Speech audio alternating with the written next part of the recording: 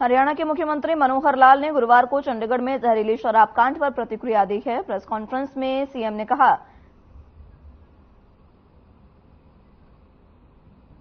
जिस तरीके से प्रतिक्रिया उन्होंने दी उसके बाद उन्होंने कहा कि यमुनानगर शराब केस में सरकार ने सख्त कदम उठाए हैं। प्रशासन की तरफ से एफआईआर दर्ज की गई है और आरोपियों को जेल में डाला गया है। आरोपियों पर 2,51,00,000 का जुर्माना भी लगाया गया है, जो उनके लैंड रेवेन्यू से रिकवर किया जाएगा। 3 केस यमुनानगर में दर्ज किए गए हैं, जिसमें 19 गिरफ्तारियां हुई। अंबाला में 3 केस दर्ज किए गए हैं और 16 गिरफ्तारियां की गई है। 4 लोगों को डिफॉल्टर घोषित कर उनके 12 वेंडर जोन और 41 सब वेंडर रद्द किए गए हैं। सीएम ने कहा कि कोरोना के वक्त में दर्ज की गई 8,275 एफआईआर वापस होंगी। इनमें कोरोना के नियम जैसे मास्क लगाना और बाहर निकलना जैसे केस शामिल थे।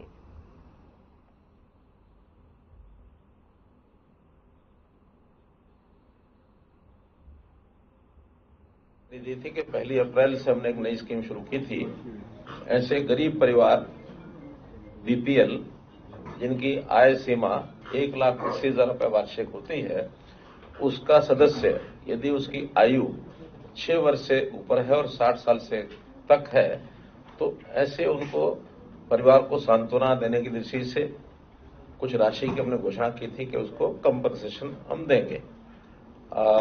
विशेष तौर पर जो कमाने वाला व्यक्ति है, खास करके जिसकी आयु 25 साल से ऊपर और 45 साल तक है, उनको सर्वाधिक 5 लाख रुपया हम कंपनसेट करते हैं। बाकी सबका आयु के हिसाब से 1 लाख, 2 लाख, 3 लाख ऐसा भी वो सारी योजना आपको पता है। इसमें अभी तक पहले 1964 लाभ पात्रों को हम 75 करोड़ रुपया उनके बैंक खातों में डाल चुके हैं और आज एक अन्य किश्त 44 करोड़ 48 लाख रुपए 1159 ऐसे व्यक्ति के उनके परिवार के खाते में ये हम डाल रहे हैं। जैसा आपको जानकारी दी थी कि 1 अप्रैल से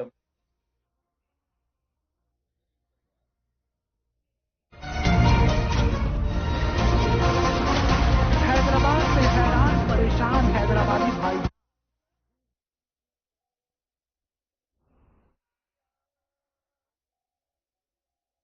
से बयान दे रहे हैं, जिसके बाद राहुल गांधी पर अनिल विज ने पलटवार किया है। तो वहीं मल्लिकार्जुन खड़गे पर भी विज ने जुबानी हमला बोला। गृह मंत्री अनिल विज ने कहा कि देश की आजादी के 76 साल के बाद सुप्रीम कोर्ट में डॉक्टर भीमराव अंबेडकर की प्रतिमा बीजेपी के राज में लगने जा रही है। जिन्होंने 70 साल तक राजनीति की, उन्होंने तो ये फोटो लगाई नहीं। हमारी पार्टी ये कार्य कर रही है। इसी के साथ विज ने कई अहम मुद्दों पर अपनी प्रतिक्रिया दी।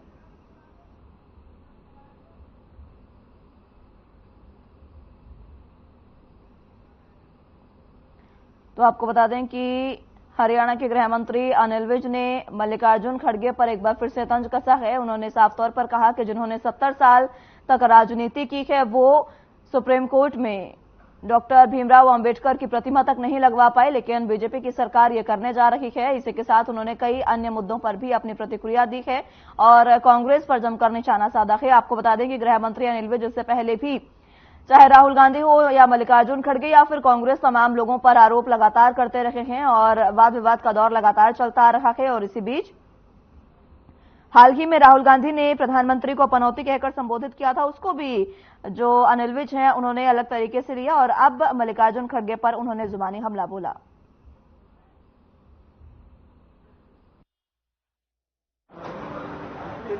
राहुल गांधी जी को तो सोते जागते मोदी जी और अदानी नजर आते हैं। अब वो ये भूल जाते हैं कि वो कह क्या रहे हैं। वो कह रहे हैं कि मोदी जी नोट बंद कर देते हैं और अदानी ले जाता है। जो नोट बंद हो गया उसको कोई कैसे ले जाएगा? जो बंद ही हो गया नोट, उसको कोई कैसे ले जाएगा? लेकिन मुझे राहुल गांधी जी की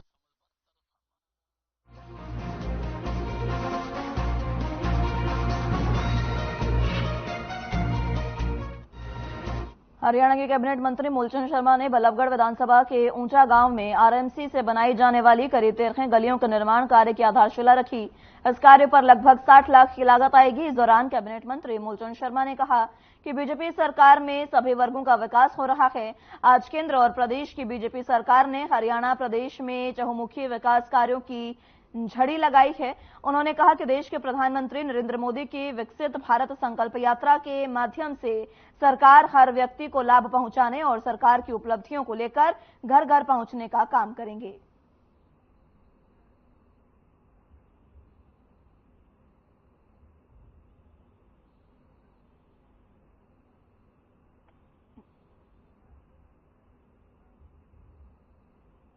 येऊचे गांव की 12 गली हैं, 1 दर्जन के आसपास, जो 60 लाख के आसपास ये बन के तैयार होंगे।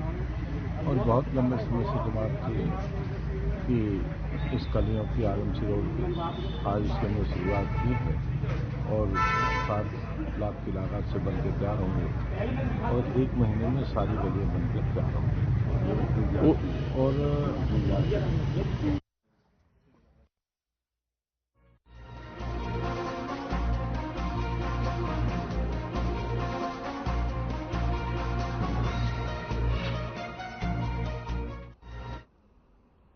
विश्व मत्स्य पालन दिवस के अवसर पर भारत सरकार ने 21 और 22 नवंबर को गुजरात साइंस सिटी अहमदाबाद में 2 दिवसीय वैश्विक मत्स्य पालन सम्मेलन 2023 का आयोजन किया। इस सम्मेलन का उद्घाटन केंद्रीय मत्स्य पालन, पशुपालन और डेयरी मंत्री पुरुषोत्तम रूपाला ने किया। वहीं साइंस सिटी में आयोजन कार्यक्रम में हरियाणा के कृषि और पशुपालन मंत्री जेपी दलाल भी शामिल हुए और मत्स्य पालन और जलीय कृषि क्षेत्र के मुद्दों पर चर्चा हुई। जेपी दलाल ने प्रेस कॉन्फ्रेंस कर इस बात की जानकारी साझा की। उन्होंने कहा कि चालू वित्त वर्ष में हरियाणा में अब तक 46,493 एकड़ जल क्षेत्र में 1,62,000 टन मत्स्य उत्पादन हुआ है। वहीं सेमिनार के बाद कृषि मंत्री जेपी दलाल साबरमती गांधी आश्रम पहुंचे। इसके अलावा जेपी दलाल ने गुजरात के राज्यपाल आचार्य देवव्रत से भी शिष्टाचार मुलाकात की और ऑर्गेनिक खेती को लेकर चर्चा की है। जेपी दलाल के साथ मत्स्य पालन विभाग के संयुक्त सचिव वीरेंद्र चौधरी और संयुक्त निदेशक पवन कुमार समेत तमाम अधिकारी मौजूद रहे।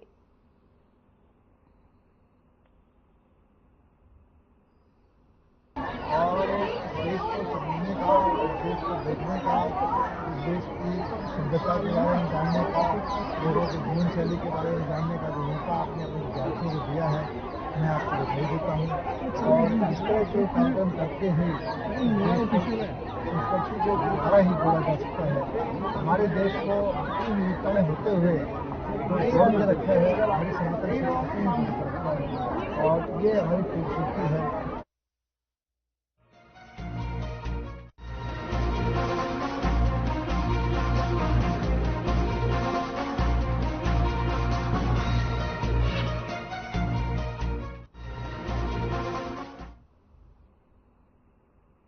पलवल के निजी स्कूल में फीस को लेकर छात्र को घंटों तक कमरे में बंद किया गया और 2 अध्यापकों सहित प्राचार्य ने छात्र के आर्थिक स्थिति ठीक न होने का मजाक उड़ाया।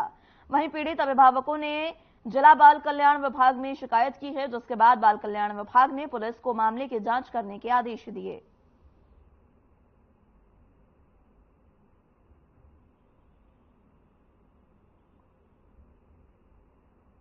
आज स्कूल गया था तो मुझे पहले फीस के लिए बाहर खड़ा कर दिया और फिर प्रिंसिपल मैम ने मेरे से बहुत भला बुरा कहा और कहा कि अगर तुम पे फीस नहीं भरी जा रही है तो स्कूल मत आया करो, सरकारी स्कूल में अपना नाम लिखवा लो। और फिर इसी को जारी रखते हुए उन्होंने मुझे एक कमरे में बंद कर दिया और 2-3 घंटे मुझे कहीं जाने नहीं दिया और फिर मुझे लंच भी नहीं करने दिया। और फिर मैंने घर पे फ़ोन करने के लिए कहा तो फ़ोन भी नहीं करने दिया। और फिर मेरे से ये कहा कि कल से स्कूल मत आना और पेपर तुम्हें फाइनल बोर्ड पेपर भी नहीं देने देंगे। और फिर जब छुट्टी हुई तो मुझे घर भी नहीं घर जाने के लिए बस पैदल भेज दिया और स्कूल घर पे फ़ोन भी नहीं करने दिया। सर मेरा बच्चा स्कूल गया था, विजडम वैली स्कूल में पढ़ता है, काफ़ी साल से पढ़ रहा है उसी में। हम फीस भी जैसी हम पे खट्टा बनती है, 70,000 एक बार देखाई हूँ, 40,000 एक बार देखाई हूँ, 80,000 एक बार दिए। तो फीस को हम जब दे के आते हैं उसे पेंडिंग में डालते जा रहे हैं। अब इन्होंने पुराना बैलेंस निकाल दिया है। उसके लिए नहीं तो मुझे इन्फॉर्म किया, नहीं मुझे कॉल की और मेरे बच्चे को टॉर्चर किया। तब ये घर आया तो घबराया हुआ था, प्यास के मारे इसकी सांस भी अटक रही थी, इसका बीपी डाउन था, बच्चे की हालत घनी खराब थी। तब तंग होकर मैं आई हूँ, काफ़ी टाइम से परेशान कर रहे हैं बच्चों को। अगर इनको कोई फीस का इशू था तो मुझसे बात करते, नहीं मुझसे बात की, नहीं कॉल की, नहीं मेरे बच्चे को कॉल करने दिया। बच्चा स्कूल से निकाल दिया, पैदल घर आया बच्चा। बच्चे की हालत बहुत खराब थी।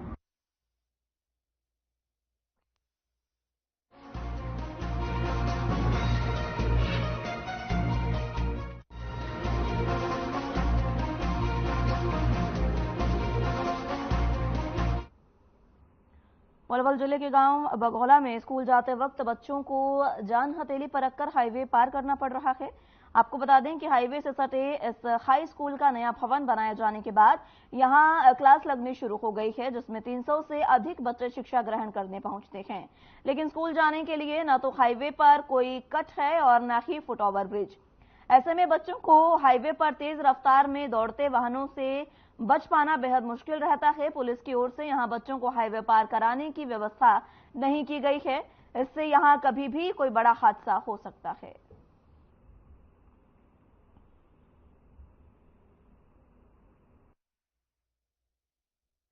सर, हमने एक एप्लीकेशन लिखी थी पुलिस प्रशासन के नाम, और कोतवाली में यहाँ जो चौकी बनाई हुई वहाँ देने गए थे, लेकिन उन्होंने कहा हमारे पास स्टाफ कम है तो हम व्यवस्था नहीं कर पाएंगे।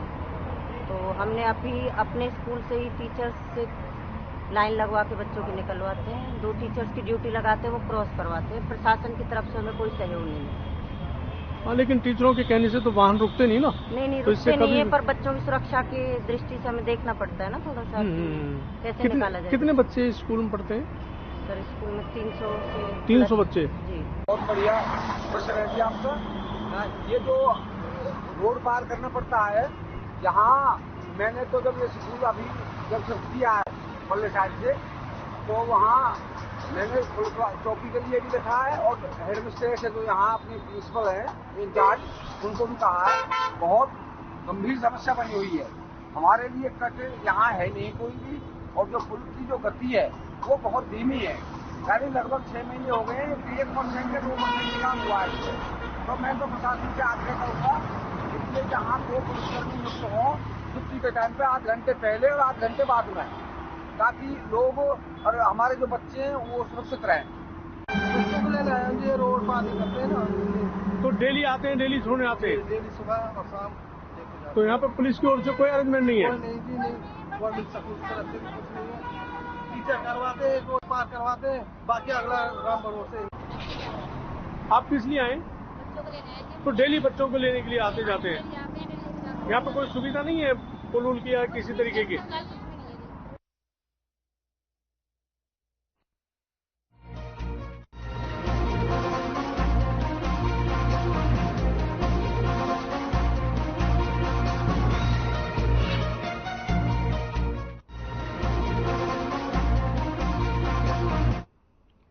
गोलाचीका में मनरेगा मजदूरों को स्कीम के तहत काम नहीं मिलने को लेकर भारी रोष है। मजदूरों ने कहा कि लगभग 5 से 6 महीने बीत जाने के बावजूद भी मनरेगा मजदूरों को बीडीपीओ ऑफिस की तरफ से कोई कार्य नहीं दिया जा रहा है, जिसके चलते वो काफी परेशान हैं। वहीं मनरेगा मजदूरों ने गांव दाबा में एक मीटिंग कर आगामी रणनीति बनाई है। उन्होंने कहा कि यदि प्रशासन द्वारा हमें समय रहते कार्य नहीं दिया गया तो हम विरोध प्रदर्शन करेंगे।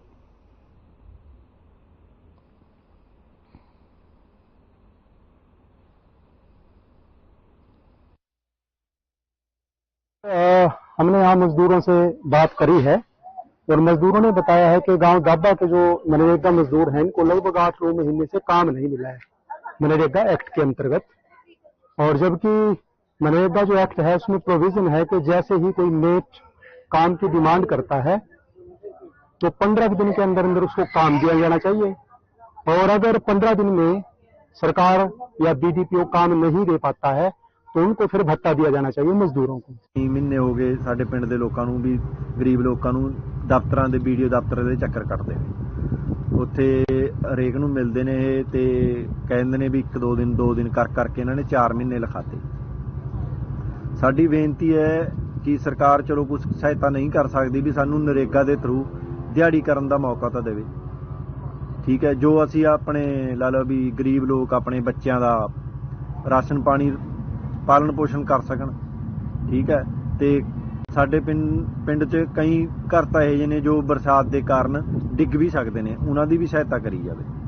पर पहलां तां सरकार नूं बेनती है भी साडी मनरेगा थरू काम चलाया जाए जो 4 महीनों तो बंद पिया। 8 महीने हो गए, 8 महीने में 10 दिन काम मिला बस। जो नजदीकी गाँव है ना उनको काम मिल रहा है, 6-6 बार मिल जाएगी, 50-50 दिन काम मिल गया उनको। ऐसे क्या कारण है कि दाबा गांव में मजदूरों को काम? हमें कम से कम 5 महीने हो गए डिमांड जमा कराई में, कल उठा कर ले आए गुस्से में। कारण क्या रही? कारण का तो उनको पता ही। कोई रिश्वत वगैरह या कुछ ना कुछ बोलते ही हो, ना काम देते, ना काम नहीं आया यही नारा लगाते हैं। जो हमारे माइनर का काम तो सोएगा जी, ये भी पिछले गांव वालों ने ले लिया जी।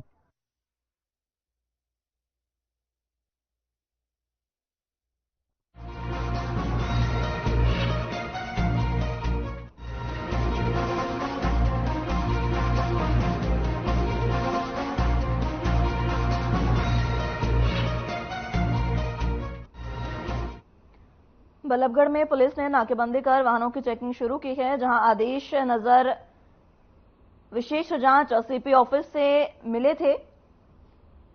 बल्लभगढ़ बस अड्डा चौकी पुलिस द्वारा सीपी ऑफिस के दिशा निर्देश के तहत सेलिंग प्लान के तहत न केवल वाहनों की विशेष जांच की गई, साथ ही संदिग्ध लगने वाले वाहनों की भी जांच की गई और उन्हें रुकवाकर उनके बैग आदि भी चेक किए गए। इस दौरान पुलिस ने न केवल चेक किया बल्कि उनके वीडियो रिकॉर्डिंग भी की गई। इसके अलावा वाहनों के पुलिस ने नंबर नोट कर उन्हें चेतावनी भी दी है।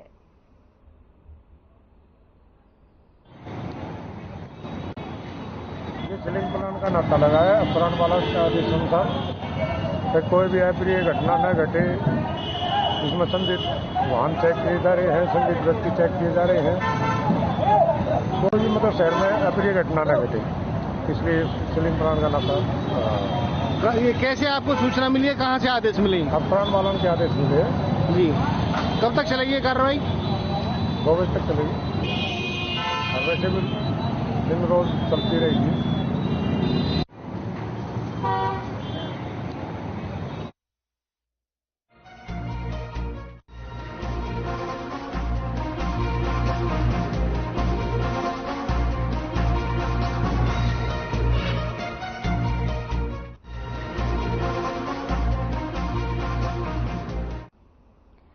पंजाब के कपूरथला में सुल्तानपुर लोधी स्थित गुरुद्वारा अकाल बुंगा साहिब में पुलिस और निहंगों के बीच फायरिंग हुई, जिसमें एक पुलिसकर्मी की गोली लगने से मौत हो गई है, जबकि डीएसपी समेत 10 पुलिसकर्मी घायल हो गए हैं। इस घटना के बाद माहौल तनावपूर्ण है। मौके पर भारी पुलिस बल के साथ अधिकारी भी पहुंचे हैं।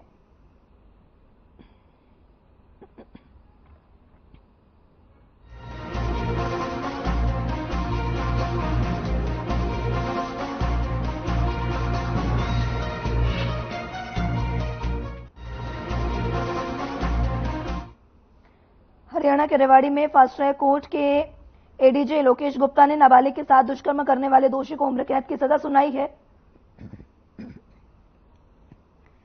दोषी को उम्र कैद की सजा सुनाई है और साथ ही 4 लाख रुपए का जुर्माना भी लगाया गया है। मिली जानकारी के अनुसार रेवाड़ी जिले के कस्बा धारूखेड़ा में 7 अक्टूबर 2019 को 2 नाबालिग बहनें घर में मौजूद थी। तभी पड़ोस में रहने वाला विक्रम उनके घर में घुस आया और दोनों बहनों के साथ छेड़छाड़ करने लगा। बाद में उसने एक बहन को दबोच लिया और उसके साथ दुष्कर्म किया। वारदात के बाद से आरोपी फरार हो गया था।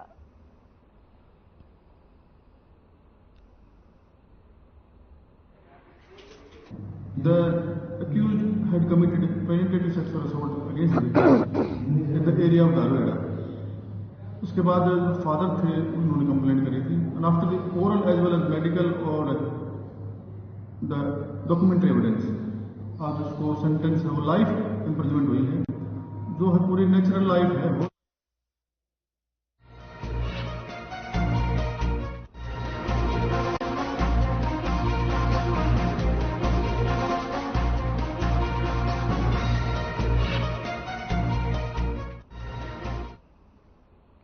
ग्रामीण सफाई कर्मचारी यूनियन के बैनर तले रतिया के खंड विकास और पंचायत कार्यालय के आगे सफाई कर्मचारियों का धरना जारी है। पिछले 45 दिनों से ग्रामीण सफाई कर्मचारी अपनी मांगों को लेकर धरने पर बैठे हैं।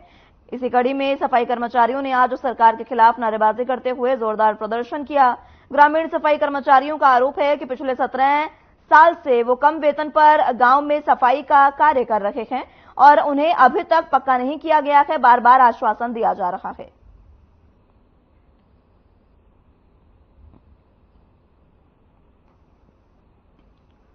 साडियां मंग ये है जी, सब तो पहले तो सानू पक्का किया जाए। अगर सरकार सानू नहीं पक्का कर दी तो समान काम समान वेतन दिता जाए, 26,000 रुपया लागू किया जाए ते 400 की आबादी ते एक कर्मचारी नियुक्त किया जाए।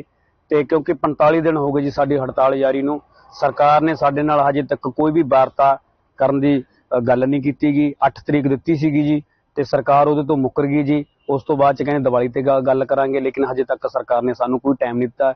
ਇਹਦੇ ਵਿੱਚ ਸਾਡਾ ਰੋਸ਼ ਦਿਨੋਂ ਦਿਨ ਕਰਮਚਾਰੀਆਂ ਦਾ ਵੱਧ ਰਿਹਾ ਜੀ। ਇਸ ਕਰਕੇ ਸਰਕਾਰ ਸਾਡੇ ਨਾਲ ਜਲਦ ਤੋਂ ਜਲਦ ਵਾਰਤਾ ਕਰੇ जी ਤੇ ਇਸ समस्या ਦਾ समाधान करे जी।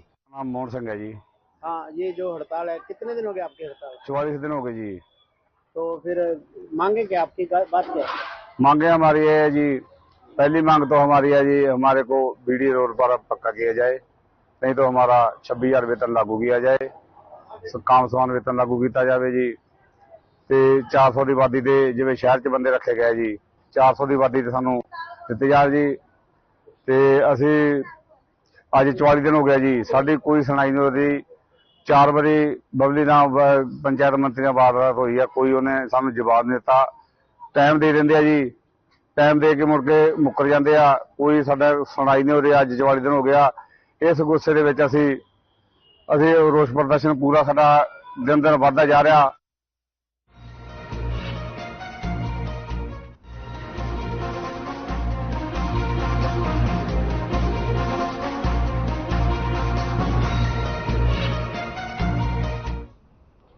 प्रदेश सरकार की तरफ से कैंसर पीड़ित रोगियों के लिए 2,750 रुपए प्रतिमाह पेंशन दी जाएगी। कैंसर स्टेज 3 और 4 का मरीज जब तक जीवित रहेगा तब तक वो इस पेंशन का लाभ उठाता रहेगा। जिला भिवानी में कैंसर पीड़ितों की संख्या 1,785 है जो कि इस पेंशन का लाभ उठा सकते हैं, लेकिन अभी तक 139 मरीजों ने रजिस्ट्रेशन करवाया है। इसके साथ ही 300 हीमोफीलिया और थैलेसीमिया के मरीजों ने पंजीकरण करवाया है। इनके इलाज के लिए समय समय पर कैंप भी लगाए जाते हैं। आपको बता दें कि योजना का लाभ उठाने के लिए इन बीमारियों से पीड़ित मरीजों को हरियाणा का मूल निवासी होना आवश्यक है। इसके लिए सभी आयु वर्ग के मरीज पात्र होंगे।